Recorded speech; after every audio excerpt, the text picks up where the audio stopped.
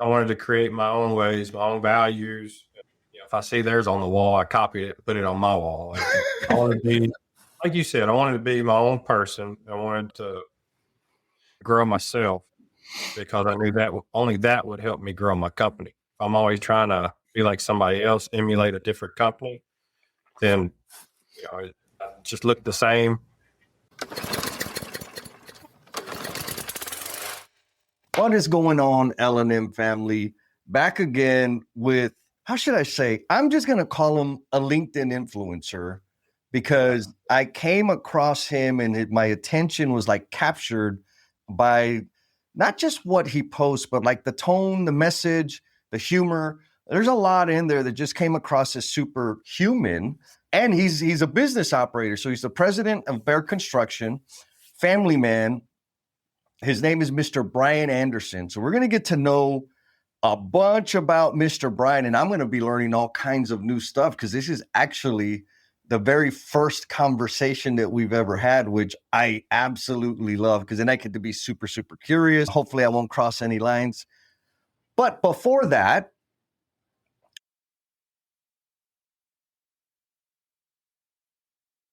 if this is your first time here, you are listening to the Learnings and Missteps podcast, where you get to see how amazing human beings just like you are sharing their gifts and talents to leave this world better than they found it.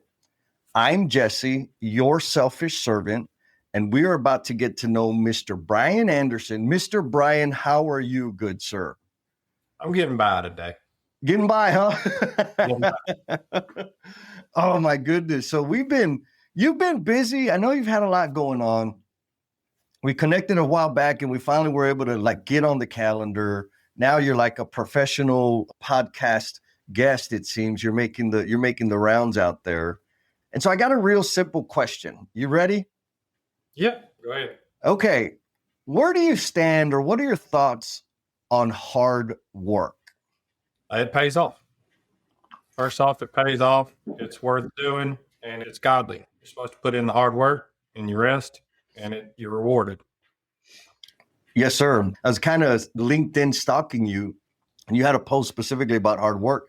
And I think you pulled a quote from scripture about the laborer has amazing sleep after a day's hard work. And reminds me of a story. A buddy of mine, he was in law school and he was venting to his then father-in-law about having trouble sleeping.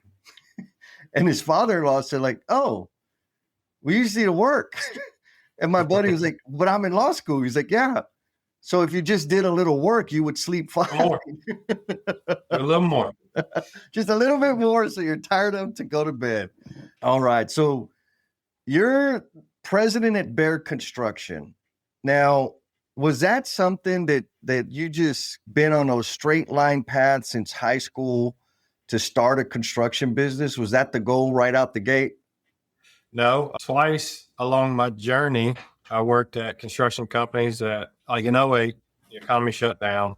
So that construction company did too. It was in Atlanta, Georgia. Good little small mom and pop type construction company. And then around 2013, got back into it, and that company shut down.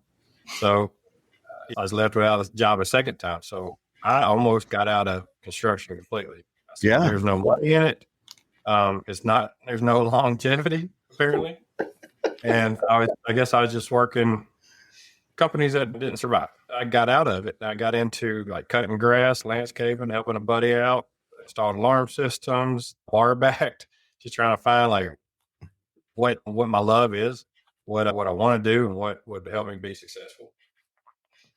Nice. So you work for two construction companies, they went under, and then you kind of went on this, we'll say, exploration of like, what's next? What do I want to do? So what was it that like attracted you to those first construction companies? Did you just like construction? Is construction in the family? Oh, yeah, it's definitely in the family. My grandfather had like 300 acres in Fairview, and the boys would leave school after lunch and go cut hay, bale hay, take care of the farm. They did it for other families in the community. So that was their job. When they all, I guess, graduated from farm work, They moved out and they all started in construction as pipe layers mostly. Oh, We're known as utility guys. The Andersons are. so the Andersons are utility guys running the like domestic water distribution, storm drainage, sanitary, fire sprinkler. Exactly. Yep. Oh, okay. This is good. That's how I started my company. Nice. What I did. So you work with two outfits. They shut the doors, which is difficult and I'm sure painful for everybody involved, but that didn't scare you away. So what was it? Was it like bar backing? And you just said, I ain't going to do this. I'm going to go start my own company. Because, I mean, I'm going to speak on both sides of the fence. Having started my own business, it's harder than I thought, while it was also or is also easier than I thought. So I have the same sentiment. really? Okay. It's very odd, but apparently the person I am on LinkedIn invites a lot of communications. There's people that are in peer groups that have asked me, how do I manage my cash flow? People that ask, like, how do you sustain the growth? Because we've been growing 100% each year, except for this one. They're asking me questions. And I'm like, I don't know. This is what I do. And it's worked. So it's odd that these people are asking me. But yes, there is a formula, and I've seen it in this national market, that you work your ass off until like the fourth year. That's when you start. The fifth year is when it really breaks. But fourth, you're like, okay, I see what I've done. It didn't work. I've fixed that. I've brought in one or two people to start helping get this lined out. You start buying machines. Hopefully, you didn't buy them in year one. Right. You know, or a machine and then it didn't work, or several machines. Year five breaks, and you're like, okay, I got this. Like, it all makes sense. You start hiring better people, more qualified. You've got some money that you can pay them and bring them in, and then you start working on your culture. And once your culture gets down pat, I'm in year 6.5, and I don't know if you saw that last video I just posted. Like, I don't know what to do with my time throughout the day. I did see that. I'm like, that's where I got to find my identity. Okay. Oh my God. There's so much here. And I appreciate you like spreading it out that way. You talked about being in peer groups. So I guess the first question is, did you jump into a peer group like day one when you decided to start a business, or was that like a little further down the road after some bumps and bruises? So I had been asked to join peer groups early on.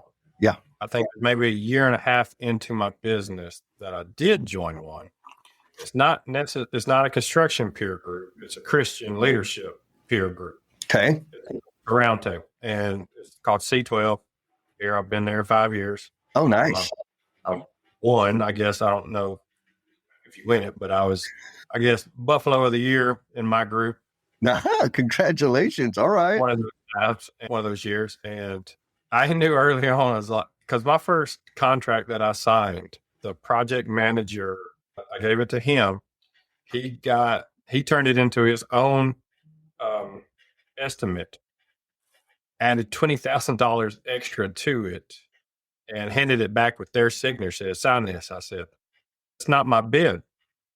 And he comes back and said, you keep 10 up and then give me 10. And so that was my first contract that I ever put my signature on. I'm like, is that what this is? Is that how the construction community is? Like, why likes construction companies? Yeah. I was like, I want to change that. This is not who I want to be. Like, Good I'm on not going you. to sustain my life by being crooked. Yes. And I was like, all right, I need some advice from people, but I didn't want to be in a construction peer group. I wanted to be in a leadership peer group to change who I am and how I can run my business. I saw a post by Craig Warner. He was my first advisor, I guess, chair member, leader. And he was absolutely amazing. I couldn't afford it, but I said, I need this. And I paid in, and it's probably saved my company 3 or 4 separate times. Really? Just the insight and wisdom from the people that you were interacting with. The insight, yeah, like you said, the insight, the wisdom, the other executives that aren't in construction but have the same problems. Yeah. And they have connections. If I needed a lawyer, they had that. I had a employee that had some heart problems, and I was still paying his insurance and everything else. And they said, Brian, I know you want to be a good Christian and take care of this person, but there's tent care, there's benefits, the free health care for certain people. Like, he can jump on any of that, and you don't have to keep him on your payroll and keep his insurance live. Like, he and his family can do what it takes to help him through this. Yeah. I just connect him with the resources so that he's taken care of either way. Yeah. Exactly. And that's what they did. They gave me ways to help him outside of Bear, because there's only so much that I can do Right. financially and legally to help him. But I was able to give him more information than I had because of this group. Nice. Nice. So, folks, if you didn't catch that, the L&M family members out there, you made an investment in yourself, right? It's all about, and I want to clarify something because I had a discussion with someone. They're like, Jesse, you have that invest in who you got. What does that mean? And I said, it means invest in who you got. Who do I have first? Me. And if I have a team, if I have employees, if I have people, it means them too. But you got to invest in who you got, which means everybody. And you started there. Now, you said specifically you didn't want to be in a construction peer group, but you did want to improve yourself. So what was it about a construction peer group? Why did you make that delineation? Why was it like, no, I don't want that kind of group. I need something else? I didn't want to, I guess first I didn't want to copy another company. Okay. I wanted to create my own ways, my own values. If I see theirs on the wall, I copy it, put it on my wall.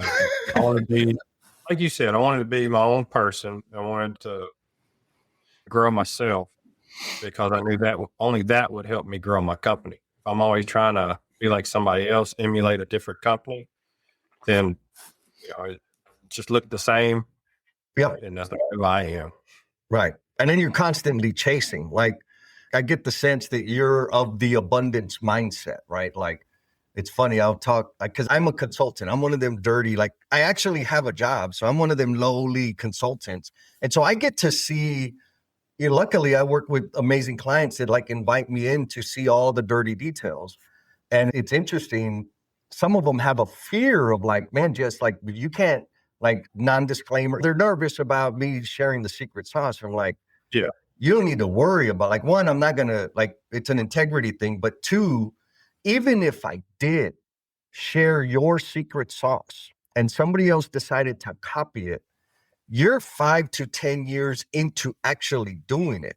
They still need to figure out how to make it stick. And they're always going to be behind as long as you stay true to your purpose and the direction you're headed.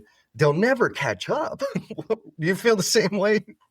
Yeah, absolutely. I had met with a big company here in Nashville that just recently sold to a bigger company, but they had been doing it for over 30 years. And that's who I wanted to emulate. Like, all right, they've got employees that have been there 15 plus years. They have like 50 employees that have been there forever. So I'm like, all right, what are they doing? So I first started subcontracting for them when I first started. So I want to work for y'all. And I learned so much from them. And anytime, like, they're like, you want me to mail your check? Like, no, I'll come get it. And I would spend an hour or two in their office talking to their project managers, their account ladies, everybody. And, and if the owner walks by, hey, Tommy, how you doing? Like, yeah, I was very intentional with going to pick up that check every single time. Nice. It wasn't a lot of money because we were only labor and machine at that point, but it was the value I got from visiting the offices. Just learning and gleaning information, getting the inside, how they operate, how they communicate. So which I think is It's a phenomenal practice, right? There's some people might be saying, yeah, but what's the return on investment? Because they're thinking in a short-term cycle, right? Like if I go to pick up a check, that might be a 30, 45, 90-minute round trip ride, which is windshield time's never very productive. So people might argue that it's like a low cost, low investment, low return, but you're making contact and kind of doing some investigation, some forensic CSI type investigation. Like, man, how do these people function? What does it feel like here? So what are maybe a few things, if you're going to recommend to someone like, hey, man, go pick up your check. And when you do, look for these two things. You got any top two big hitters? No, just build relationships. They had a project manager that is now a land development manager, and I've had 2 or 3 projects, off of that. He left that company, went out to a national home developer, and because of that, he trusts me because of the conversations that I had in his office about the projects they were working on that I wasn't part of, and then the ones that we were working on, just built that relationship. And that time in that office, he trusts me. He feels like he knows me, and was more than willing to give me the opportunity to bid a 50 to 150 house subdivision. Cool. Yeah. All right. So that is actually a monster like cheat code, the relationships. Now I want to add something because it took Brian, Mr. Brian. I didn't know this, and I wish I did back early in my career. Talking to the project manager, now he's a representative of the land developer. So he has financial decision-making authority.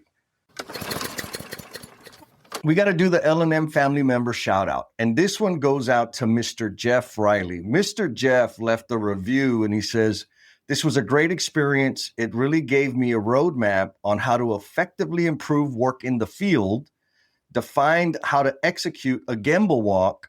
I'm now teaching my team so we can PDCA one of these in the coming weeks. This was all taught with passion and enthusiasm that made an 8-hour day go by super fast.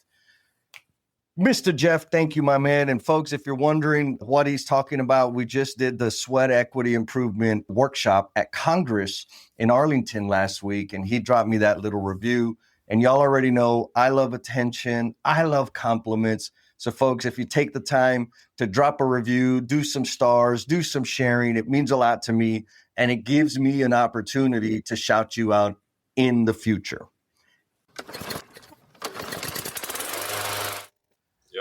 I didn't think that way 20 years ago, right? And again, I come up as a plumber, so I'm from the field. And so PMs to me were, like they're not cool. I ain't talking to them. I'm a beat them up and I'll bully them as much as I can. Well, you know what? Fast forward 15, 20 years, they're project executives and department heads now. Like, oh, damn it. And when they see me, especially here in San Antonio, they're like, that dummy? You want to give our money to that goofball? Like, oh, man. And so point being, 1, build the relationships. 2, that I think probably comes naturally to you, Mr. Brian, because of your background and your faith, but doesn't come naturally to a lot of people, is treat everybody with immense appreciation and respect, regardless of where they are on the organizational chart, because they're not going to stay there forever. No, and young kids, like it's hard right now to want to talk and discuss with young guys, but that generation only wants to grow higher and faster. So it won't be long before they're leading companies and running companies, and us 42-year-old men are at their mercy. So one of our core values is respect and value others. And if they have an idea, it's probably a good one. Do you agree with it? Maybe not, because we're different generations, but you have to honor that thought. They put their effort into it. So honor that thought and come up with the best way to make it work. If they work for you, give them that opportunity. Say, hey, I don't exactly see your vision in this, but here's the opportunity to try it. Yeah. Go. Walk me through it, get a rep in, let's see what it looks like. If it sticks, Heck yeah, let's do that thing. I think you touch on something that I think is one of those hidden treasures is when we listen and give people the agency to like bring their idea to life, we tap into some really powerful stuff as opposed to saying, no, that ain't the way we do it. We ain't going to do it that way. Because when we do that, we suffocate it. And then they just, all we get is their body. We don't get the rest of their brilliance that they carry with them every day. Right. And kind of going back to the peer groups, that's why I didn't want to join one, because I didn't want them to tell me, this is how you do it. This is how you should do it. I'm like, no, I've got my own thoughts. Yeah. So I carry that into the people that I talk with. I'm like, they have their own thoughts. They feel passionate that they can do it a different way. Being from the utility background, I have one way to install pipe. So when I go out to a job site and they're digging 300 feet and have put a stick of pipe in, I'm like, what are you doing? What are you doing? And then I got to remember that, all right, they were taught different somewhere. So I'm open to let them do that. And I will show them my way, tell them my way. And if they feel that my way is more advantageous, then they'll probably change. But if they feel good and I agree, I'm like, okay, like you did a good job. You put the production in that day or more, and it's backfilled, it's cleaned up, like it's safe. Yeah. Okay. Like it worked. You've proved that, to me that you can do it. I don't agree with it. I wish you did it a different way, but you sold me on the fact that you believe in what you're doing. And that's a powerful value. Yeah, that's a massive discipline, Mr. Brian, because I know I struggled with it. Back in the day when I was an apprentice and journeyman, I would run my pipe to where you could read all the letters left to right, and they were all on the same side. All my no-hub bands were all like, it was art, Brian. I'm telling you, it was art. And then I became a foreman. And guess what I did? I wasn't very confident.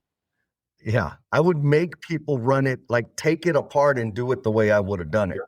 Until my boss came and said, hey, dummy, you know how much that's costing us? And I'm like, yeah, but what about pride and quality of work? He said, bro, the specs say pass inspection. They don't say nothing about the letters. I said, okay, dummy. So can you produce the outcome? Yes or no? Exactly how you get to the outcome there's some flexibility there, provided you hit the measures of quality, safety, production. Well, and that's not easy. And here's one thing about it. We bury it. You drywall it. And so you don't see it, but it still has to be done with quality or else it won't pass inspections. And nowadays we camera sewer lines, and if it could fail and cause a road to disintegrate. So like there's still that quality that absolutely has to be performed. Yes, 100%. Okay.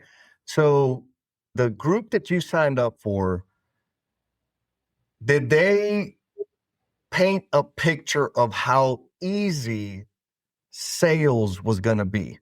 Selling. And I don't mean like actually making the sale. I mean all the work it takes to get the sale. They have each month is a different, I can't think of the word, but lesson. Yeah. So they once a year, they probably go through that. And then like right now we're doing strategic planning for next year. Oh yeah.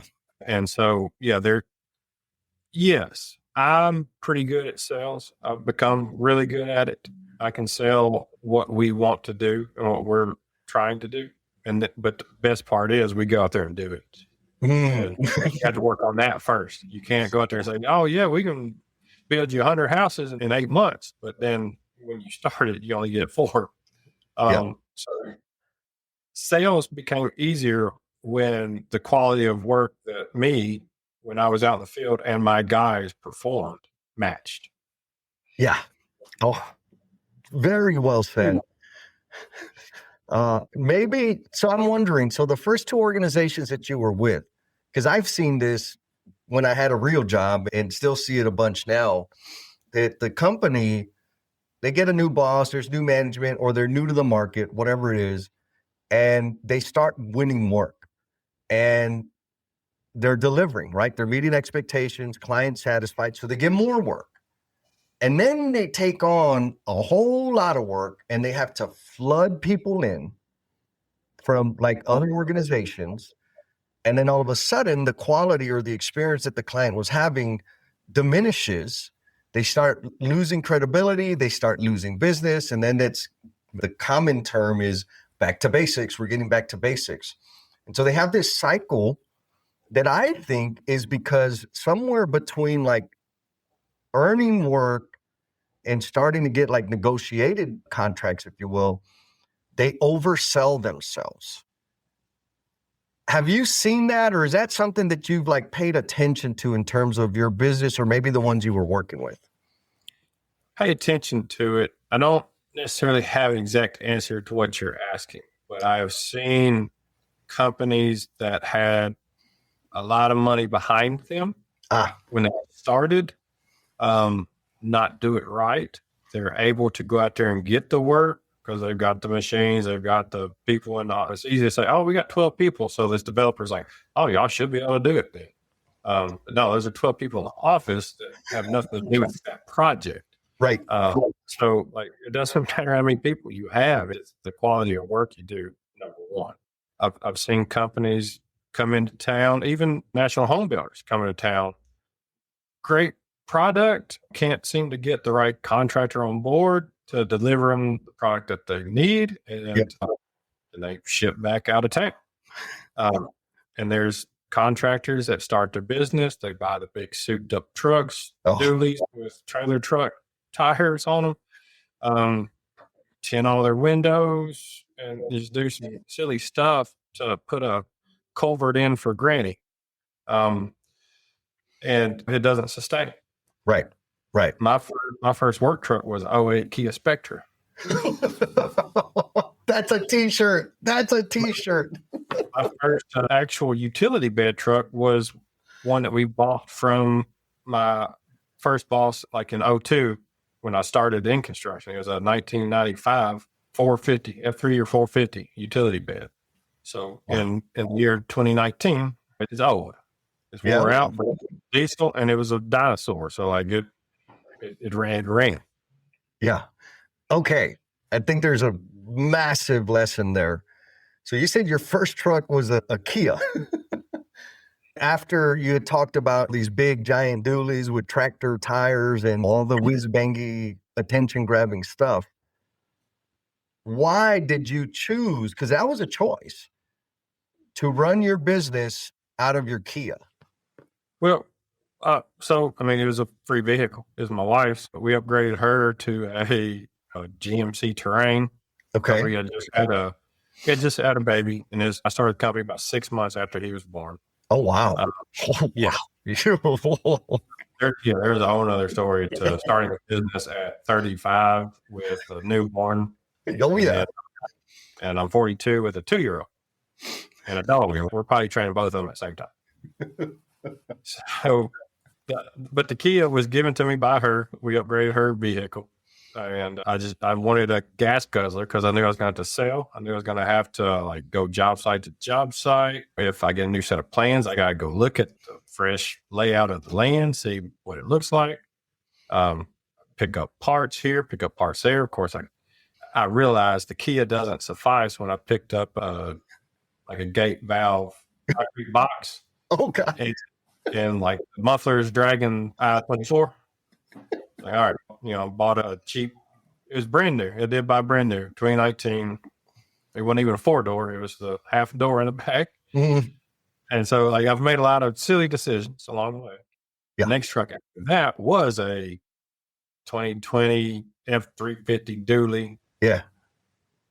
Because at that point, I had a trailer, I had a mini X and a skid steer. So I was like, all right, I need something that will pull that thing. Because that, I guess, half ton won't go pull it. Yep. And so I've made a lot of silly decisions. And then I got to the point where all I was doing as the owner of the business was hauling machines around, going to pick up stuff. So I then bought an SUV to get myself out of doing the gopher stuff. Yes. Oh. Okay. So I think there's some massive lessons in what you just described to us. You started with what you had. And it was a business decision to say, okay, I'm going to be putting a lot of miles. All I need is the Kia. Until you're dragging the muffler because it was loaded up with a big giant gate valve. And the reason I with them is because too many people, and it doesn't matter, like people reach out and say, just I want to start a podcast. What do I need? It's like your phone. You're ready to go right now. But they want to go and get fancy lighting equipment and the fancy expensive camera, fancy expensive microphone. None of those things are going to actually help you do the thing. And it seems to me like you knew that. Did you know that inherently, or was it something that somebody said, "Hey, man, don't worry about getting that big movie yet. Go sell work first." No, I absolutely had no communication of how to start a business, run a business. My favorite story, and I know you'll love this. You might have heard it before, but I was working for a developer in town, and as the construction admin. That's how I got back into construction after cutting grass and doing everything else. Was conned by a guy to help run his company. He was just doing service taps from the street to the houses. And I did 200 in 2 months for him. And every night on the ride home in this big dually truck, I'd stop at the gas station and car would decline every single night. And I'm trying to get home to my 6-month-old, I'm sorry. And it was just miserable. I'd get home late. I worked so hard that day because it was me and one other guy. He didn't have the help that we needed. I worked very hard. Yeah. And then I couldn't even get home on time or easy. I always had to call him, say, hey, can you put some money on the card? And then I'm just sitting there on the couch one night and Googling how to start a business. Apparently all you got to do is, file for your articles organization and name it. And then pay $300 and you've got a business.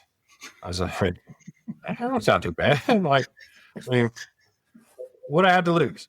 So I asked, we're just sitting there and watch TV, or she's holding the baby. I look at my wife, Heather, and I'm like, should I start a business? She's like, yeah. Okay. So I do all the government paperwork. And then the last question is like, what do you want to name this business? I didn't know. I didn't have an idea that I was going to start a business in that 30 minutes. So I asked her, Heather, what should I name this business? She says, name it Bear, because you're my bear. Okay. I'm thinking, okay, I am her bear, but then also I've got our baby bear in her arms. So I'm like, it makes sense. It works for me. I don't have a special name for it. I knew I didn't want to name it Brian Anderson Construction. I've never agreed with that, because what if it goes south and you need to sell it or get rid of it? Yeah. File bankruptcy under Brian Anderson. That sounds bad. So I was like, I don't know what I'm doing, so I'm not going to name it after myself in case it does go south. So we named it Bear that night on LinkedIn. That's why I love LinkedIn. I put a post out there. Hey, I didn't have a logo, didn't have nothing, didn't have a business page. Hey, started my site and utility company in Middle Tennessee. And immediately a contractor said, call me in the morning. Really? He didn't know me because I wasn't posting at that point. And he had 2 projects he needed help on, needed a subcontractor. Again, I didn't have a vehicle. I didn't have a truck. I didn't have a shovel. I had a pink hammer inherited from her when we moved in together. Didn't have a pipe laser. He let me borrow that. I didn't have machines. He let me borrow those. I paid him rent on his machines. Hired my cousin because I knew that he worked for another cousin at one point. So he was like, well, he can lay pipe. And then I called around town and got an excavator operator. And we went to work. I think he told me what he would pay me on, per linear foot. I said, okay. They were his machines. I think I did have to get a diesel account and a tank on site. But other than that, I got that old 95 utility bed truck. And a week later, we were 25 feet deep in double trench boxes. Oh, baby, yeah. Ductile iron sewer. Damn. Serious. Yeah. So like first thing I did was the hardest damn thing to do. And it was hammer. So we had to hammer, we had to use trench boxes. It was fun. It was amazing. It was great. Wow. Okay. So I want to make sure people don't get the idea that just start a business and everything's going to work out. But I also don't want to say that it's not possible for it to be that way. I think the difference is when you have a heart that's focused on serving others and growing and challenging yourself, things work out. Would you agree? Yeah. You have to be intentional with what you want to do. Yeah. And I was intentional about my family. Yep. First. I was intentional about I wanted faith in my business. I wanted it exposed. I wanted it out there. Mm. I have ADHD, so I can easily jump into something with the fullest effort. It's hard to sustain that once I get started. Yep. That's when you start delegating, and that's how. Honestly, that's how you grow. I've done the assessment Working Genius, which C12 put on us. Yeah. And I'm a wonder and inventor. So off in the clouds all day long, thinking, planning, being creative, and then I'll figure out a way to do it. I guess my frustrations are carrying it out and seeing it all the way through. Yeah. So I think for a business owner that wants to grow, that those qualities are great. And then I've done the assessment on everybody that works for us, foreman, superintendents, vice president of operations. They like to see things through to the finish. Yeah. There's nobody in here with discernment. So unfortunately, nobody says, Brian, that's not a good idea. So you just get to do whatever you want. I get to, yeah. And they're like, okay. So, and I know Heather Jones and Jake Jones. I love them to death. Heather is my discernment. That is her quality. And she's good at that. She's good at that. And so like I run a lot of stuff through her. When I'm hiring people, I talk with her about it and she tells me this is how they'll work. This is why it's not a good idea. Do I always listen to her? No. But I do value what she says. And a lot of times it is in my thoughts when I'm analyzing what I want to do. Yeah. Oh my God. There's just so much, but I want to go into this hiring thing because when you started Bear Construction, you were doing the digging, the tamping, the backside, the trench box setting, the sales, all of it. Well, now you mentioned you got COO, you got foreman, you got superintendents. And so from being the everything to where you're at now required hiring. How did you learn how to do that? Bumps and failures. I hired off the head people. I was on a job and I put an ad on Craigslist because I didn't want to pay for Indeed. I didn't want to pay for ZipRecruiter. So I went to Craigslist and, hey, I need a pipe layer for $20 an hour. I talked to two kids that came in. Their dad's been doing it for 30 years in Nashville. Like, y'all can call around. He's the best superintendent over there. So I'm like, all right, well, come. I just need people. Come on. I started them. They said I failed. I set up the laser that day. They laid out of a manhole. Apparently at lunch, another company had come in and offered them like $2 more an hour. And it's their first day working for me. I went on a sales call, came back about 2 p.m. and they laid 150 feet, something like that. They did decent. It wasn't steep.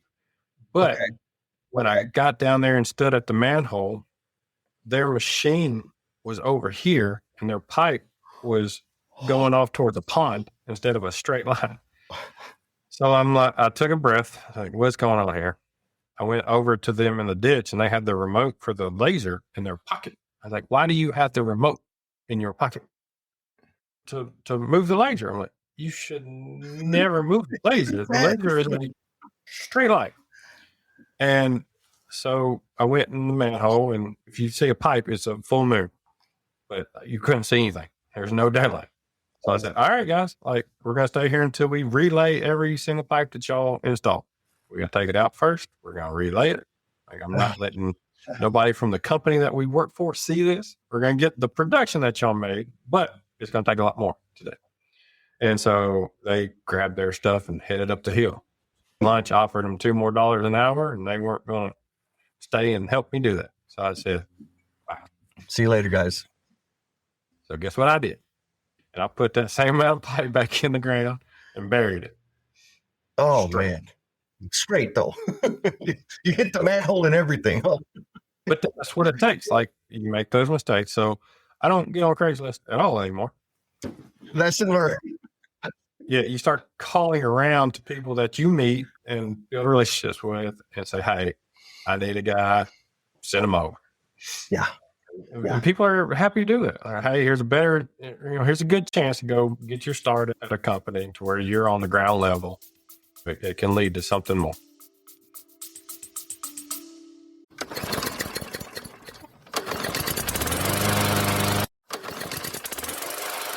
"2026 is right around the corner, and I want to help you make this year the year you finally put yourself first."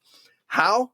With the Self First Framework. There's a full half-day webinar that's going to give you the tools and the tactics to plan effectively, to finally make room for yourself in your schedule, and to execute daily so that you can dominate the day. I know 4 hours is a big commitment, so maybe you want a little more intel before you like go all in. And that's perfect because I got a sweet little webinar that you're invited to. There's a link down there in the show notes. Pick the date that works best for you. Sign up for the webinar and let's do the damn thing.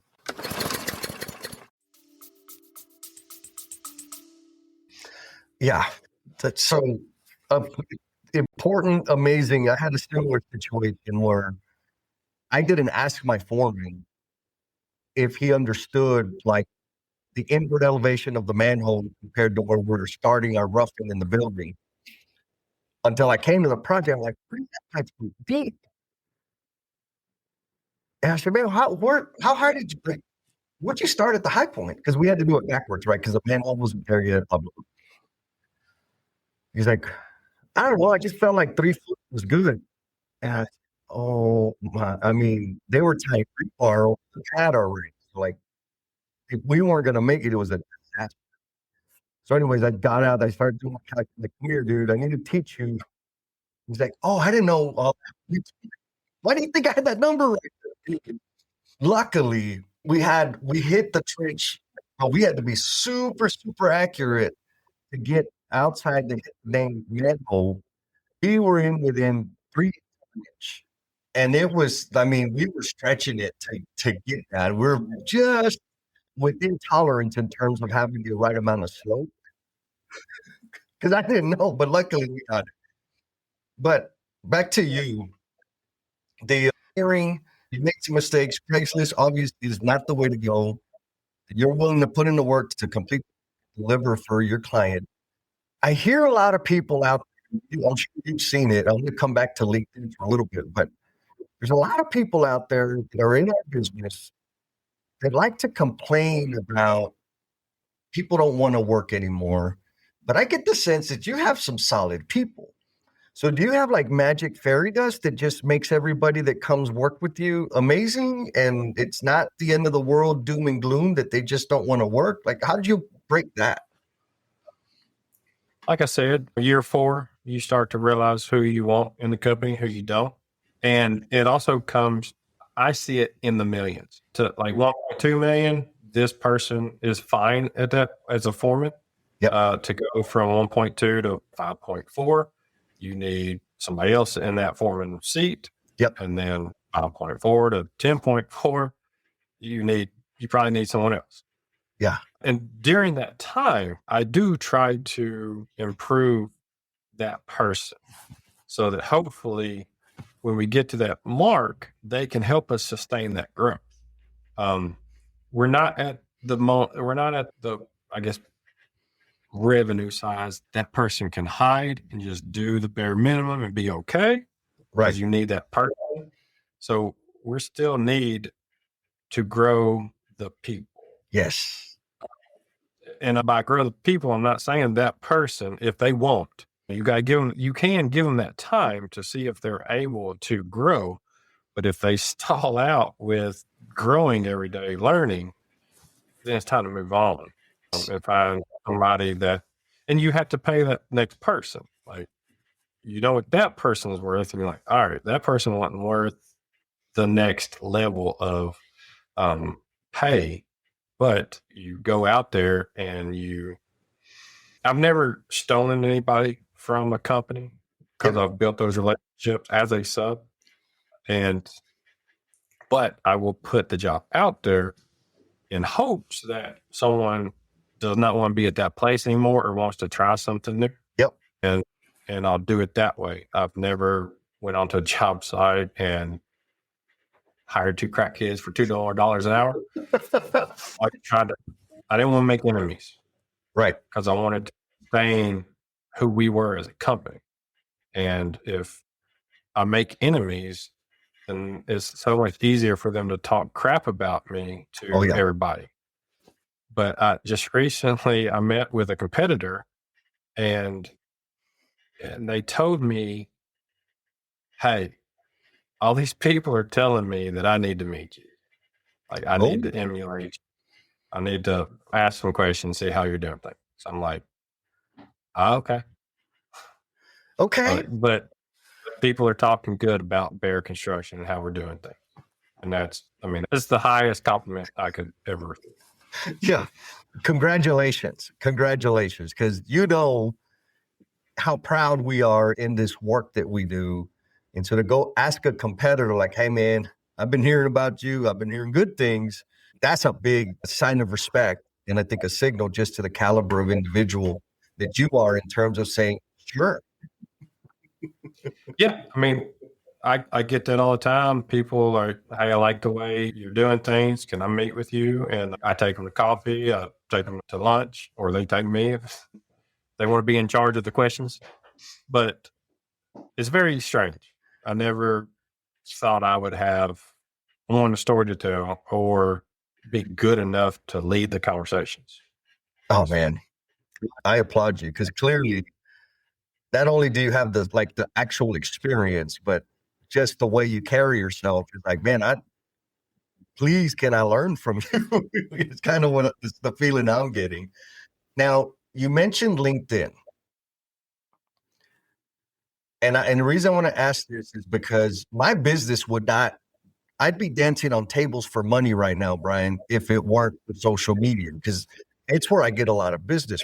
I still don't really know what I'm doing, but I didn't know that I could generate business from social media.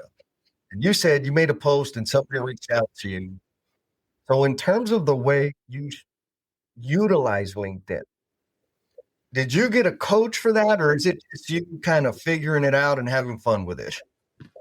That's my ADHD. Like, I'm in my wonder, in my invention. Like, I'm always thinking. I try not to simulate what someone else is doing on there, but I've kind of noticed there's certain things that people like to read about. One, it's I failed and this is what I learned.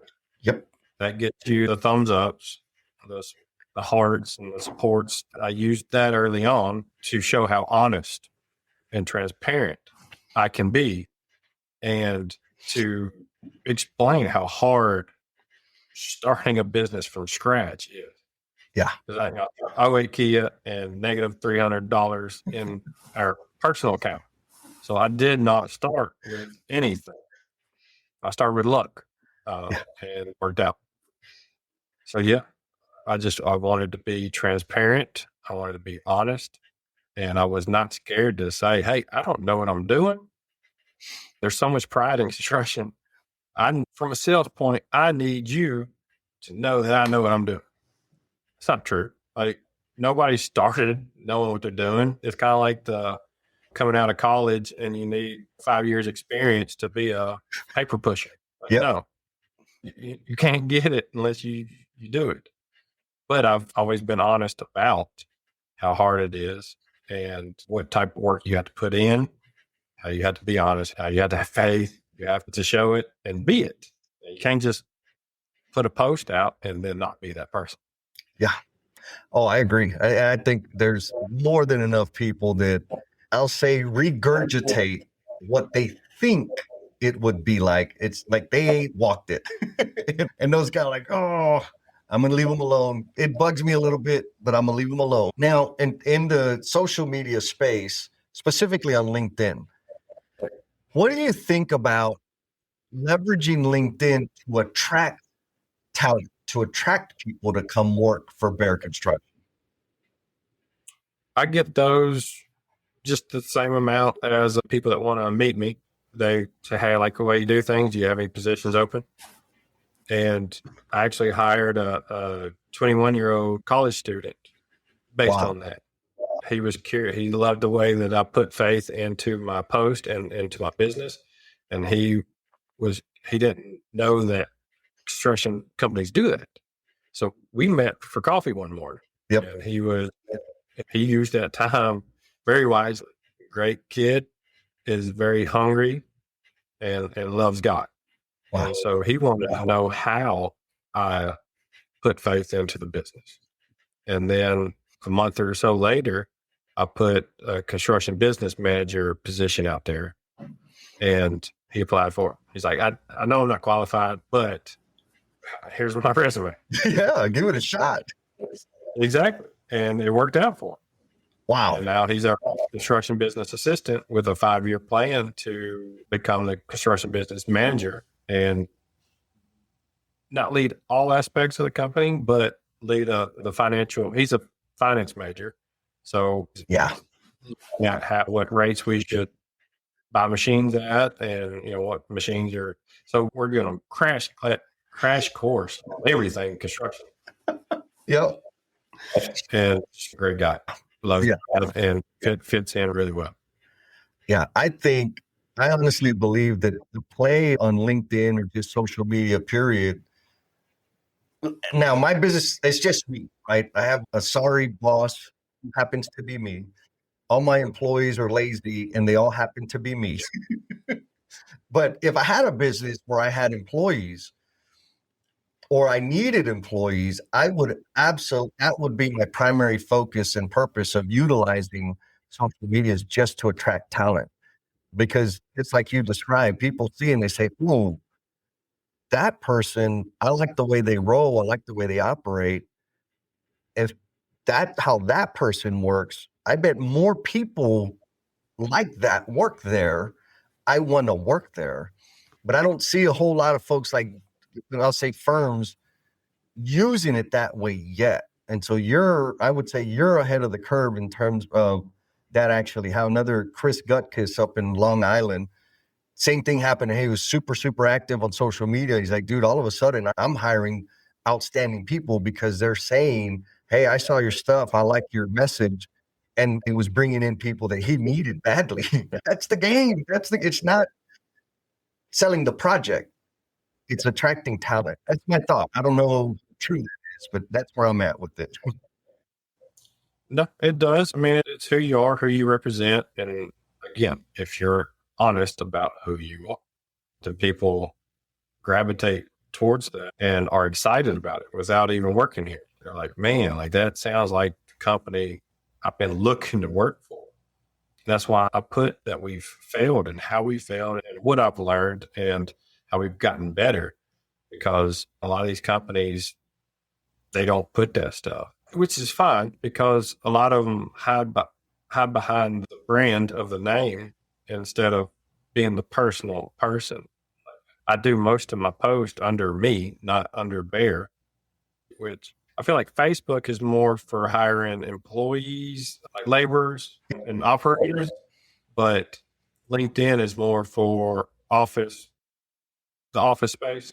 Yep. And yeah, I've got a lot of great people, a young estimator from that and that construction business assistant because they wanted to come work for Bear.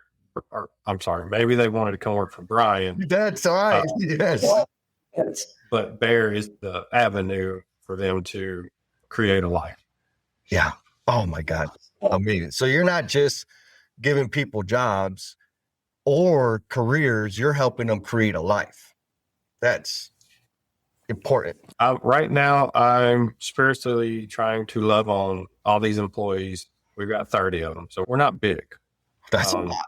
Not in Middle Tennessee. Like we're Okay. a small fish in the contractor field in Tennessee. But what I tell them is, you're doing a godly service. You have the chance to build a structural pad for a house to be built on. Sanitary sewer system to keep your house and your kids clean.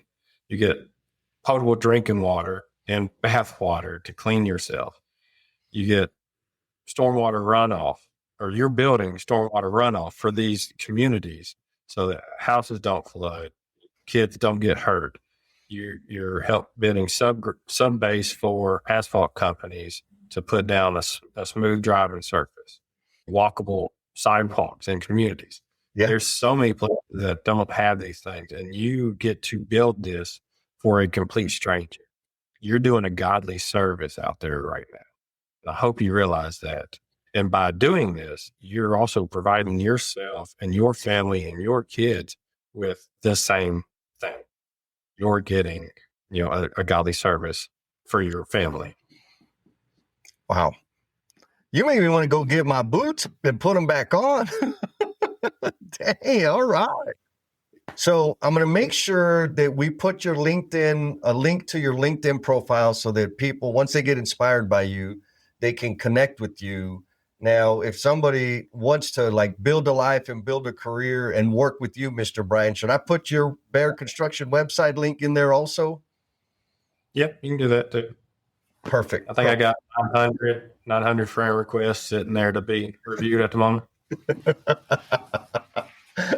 And I bet you review them too, which I absolutely love. I know it takes a lot of time. There's a lot of insurance salespeople out there. I'm like, I've got my guy, I've got my banker. So I don't want to oversaturate it. Like, I want my feed to be of people that are a service to me, active, not one just looking for service. But there's so many insurance salesmen out there, but I'm primarily looking for like project managers, estimators at GC companies, developers. Developers.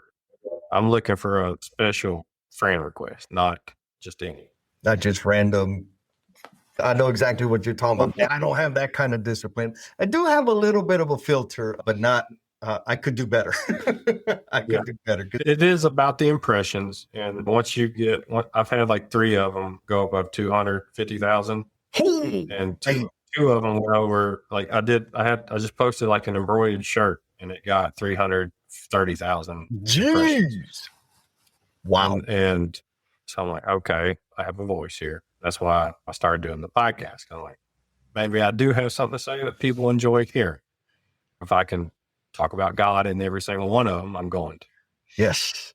Love it. Love it. And I'm going to tell you, Brian, like you have massive insight and wisdom that's going to benefit a lot of people. Now, I don't want to take away from what you got because a lot of people do, but the way that you communicate, there's so much intentionality and purpose behind what you're saying that it is transformational. I believe and see that it is transformational. So please keep doing it because our industry, not just our industry or not just the world, our industry needs to know that there are leaders of your caliber out there. Like they do exist, folks. Brian is evidence that they do exist. They're few and far between. And so from that perspective, my vote is, or I will advocate for like folks to if they can't come and like transfer to Tennessee and come work for you, make sure that you find somebody that has the same commitment of service that Mr. Brian does, because those are the kind of people that we need to pour into, support, and celebrate. And so, Brian, I just got to tell you, like, thank you for taking the time to take the invitation and have this conversation with me, because I believe in you. And I mean, I'm just a little guy that makes a lot of noise, But if in any way I can contribute to your path, that's what I want to do. Now, that all brings us to the Grand Slam home run question. Are you ready for it? Never, but let's go. I love that. All right. I'm being up for fire. That's all you are, is a firefighter as a business owner. It's nothing as heavy as that. So here it is. What is the promise you are intended to be, Mr. Brian? In what form? What do you mean? So I'll give you an example. Wow. I don't know, but I've struggled with addiction for like 20 years of my life. I'm almost 10 years sober now. That started with the conversation with one of my counselors in rehab. And he said, Jesse, your problem is that you haven't accepted that if you continue living life the way you're living, you will never become the promise you're intended to be. And in that moment, I knew I'm underserving myself. I'm playing too small. I've got self-destructive behaviors, and I am here for a greater purpose. And I've got to change the way I live in order to become that and fulfill that purpose. Does that help? Yep, I've got several ideas. Thank you for that. It's hard to be that honest and share that with people, but never give up on that, obviously. Right. And know you're not the only one. You have that ability to dive in and love on other people to help them out of whatever they're going through. You're not, like I said, you're not the only one. Everyone has their own demons. Yep. Stuff that they won't post on the LinkedIn's or the podcast. And they do it in dark rooms. So that's one of the thoughts. Thank you for that, and continue loving on people. The other one, can you kind of refresh? What is the promise you are intended to be? Okay, so my promise started before I met my wife, and I'm going to lead into what I believe my promise is. I hated everything. Everything was just so hard. Couldn't afford nothing. I was cutting grass. I hated traffic. I hated people. I hated every single thing. I was having fun. I was drinking. I was playing softball, basketball a lot, and I was by myself. But I just hated every single aspect of it, even though I was having fun. I turned on the local Christian radio station randomly, and I noticed over probably a day's time, a weight was lifted. Oh. And so over time, I was happy just listening to that. I hadn't gone to church yet. And then I made a Facebook post. Where's everybody in this town go to church? And so I went to church, sat by myself. It was on a TV screen, so I didn't like that, but I got used to it. And then I met my wife. She was a stranger at the moment, but I invited her to church. And that's what sold her on me. And then life just started changing because I went to church. God sent me a beautiful wife who has held me accountable for every single thing in my life. She's the strongest person I've ever known, and she's put me on that right direction, something I never thought I could be. And she's led me to be who I am. I'm still not perfect. I still make a lot of mistakes. To her, to my employees, to everything I'm a part of. But they're not the same mistakes that I made when I was angry. They're just silly. Like, pick up after yourself. Yeah. But her love and God's love has held me to a higher standard to love everybody around me. I didn't know that I loved people, but my C12 group, when we do our core business presentations, would always pray for me. And they always talked about God, Brian's love for his people. And at that point, I was like, I do love that. Okay. They helped me realize that's another thing they saved my business. They helped me understand how to love people and that I love people. And I never knew that. So that is my why. And I'm giving these people an opportunity to grow themselves. And hopefully I'm a good example to them. I'm goofy as shit, But I think they believe in me, and I hope they do. And I'm going to work on them every single day without telling them they need to believe in me. I'm going to do my best to show them that I'm here for them, and I want to be here for them. I want them to know that they can come to me. Beautiful. Beautiful. Thank you, sir. Not surprised at the depth of your answer because that's just who you are. Did you have fun? Yeah, that's fine. A little sweaty, but that's just me. Same. The lights kind of heated up in here. Thank you for sticking it out all the way to the end. I know you got a whole lot of stuff going on. And in appreciation for the gift of time that you have given this episode, I want to offer you a free PDF of my book, Becoming the Promise You're Intended to Be. The link for that bad boy is down in the show notes. Hit it. You don't even have to give me your email address. There's a link in there. You just click that button and you can download the PDF. And if you share it with somebody that you know who might feel stuck or be caught up in self-destructive behaviors, that would be the ultimate. You sharing that increases the likelihood that it's going to help one more person. And if it does help one more person, then you're contributing to me becoming the promise I am intended to be. Be kind to yourself, be cool, and we'll talk at you next time. Thank you for sticking it out all the way to the end. I know you got a whole lot of stuff going on. And in appreciation for the gift of time that you have given this episode, I want to offer you a free PDF of my book, Becoming the Promise You're Intended to Be. The link for that bad boy is down in the show notes. Hit it. You don't even have to give me your email address. There's a link in there. You just click that button and you can download the PDF. And if you share it with somebody that you know who might feel stuck or be caught up in self-destructive behaviors, that would be the ultimate. You sharing that increases the likelihood that it's going to help one more person. And if it does help one more person, then you're contributing to me becoming the promise I am intended to be. Be kind to yourself, be cool, and we'll talk at you next time. Peace!